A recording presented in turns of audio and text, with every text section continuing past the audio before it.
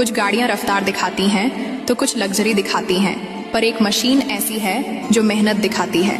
नाम है सोनालिका ट्रैक्टर। ये वो गाड़ी नहीं जो क्लब तक जाती है, ये सीधा खेत में जाती है।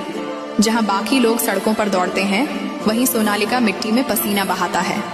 साल था 1995। जब सोनालिका ने पहला ट्रैक्टर बनाया, तब से लेकर आज तक किसान के खेत का साथी और घर का सहारा बन चुका है।